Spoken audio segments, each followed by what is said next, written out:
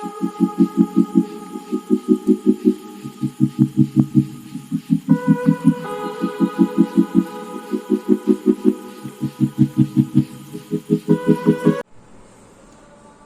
narasumber, kematian itu adalah titik akhir atau titik puncak manusia untuk mengambil keputusan yang terakhir.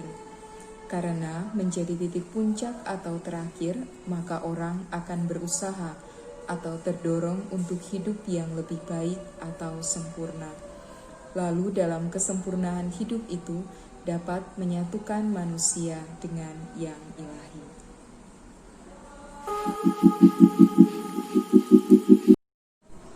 Menurut narasumber, orang-orang yang meninggal secara harmonis, jiwa dan raganya sudah siap untuk meninggal. Persiapannya dimulai dari hidup saat ini. Hidup harmonis seperti hidup yang penuh dengan kasih, tidak dendam, tidak ada musuh dan iri hati. Itu semua akan membawa kita kepada kematian yang harmonis, siap dipanggil Tuhan, dan akan dilancarkan untuk masuk ke alam baka.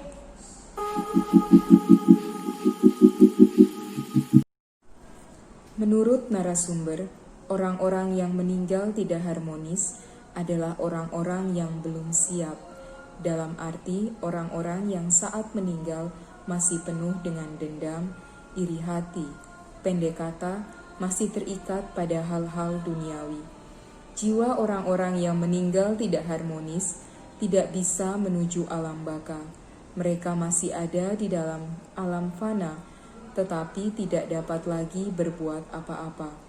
Menjadi sengsara, dan waktunya tidak dapat ditentukan. Bisa puluhan sampai ratusan tahun terkurung di dunia fana, tetapi tidak dapat berbuat apa-apa.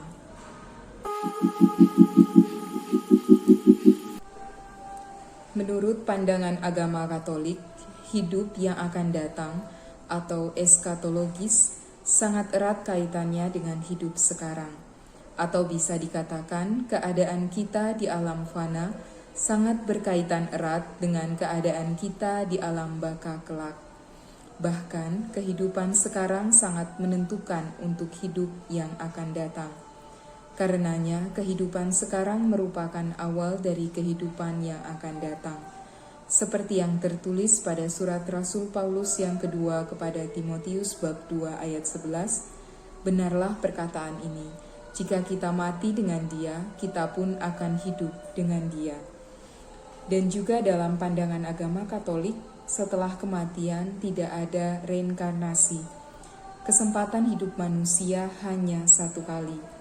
Manusia ditetapkan untuk hidup dan mati hanya satu kali, dan sesudah itu ia dihakimi.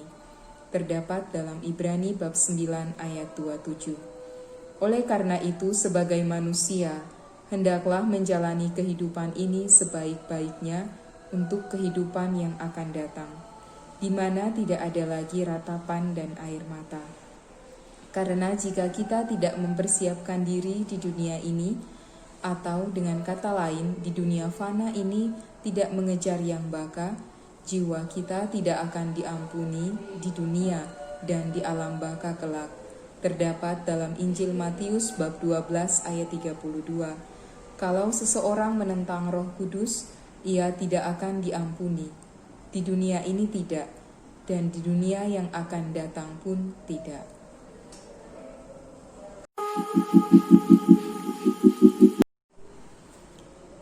Apa yang dapat dilakukan manusia agar memperoleh keselamatan sejati? Yang pertama, percaya. Seperti yang dikatakan Yesus, tidak ada seorang pun yang datang kepada Bapa kalau tidak melalui aku. Terdapat dalam Injil Yohanes bab 14 ayat 6. Hal pertama yang Tuhan mau kita lakukan adalah percaya kepadanya, yang adalah jalan satu-satunya menuju Bapa atau kehidupan yang kekal. Kedua ialah bertobat. Sebagai wujud kepercayaan kita, kita pun diminta untuk melakukan pertobatan terus-menerus. Sebab pertobatan membawa keselamatan dan yang tidak akan disesalkan. Tetapi duka cita yang dari dunia ini menghasilkan kematian, seperti tertulis dalam 2 Korintus bab 7 ayat 10. Yang ketiga ialah berpasrah.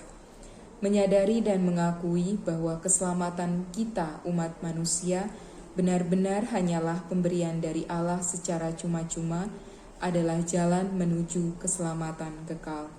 Sebab karena kasih karunia kamu diselamatkan oleh iman. Itu bukan hasil usahamu, tetapi pemberian Allah. Itu bukan hasil pekerjaanmu.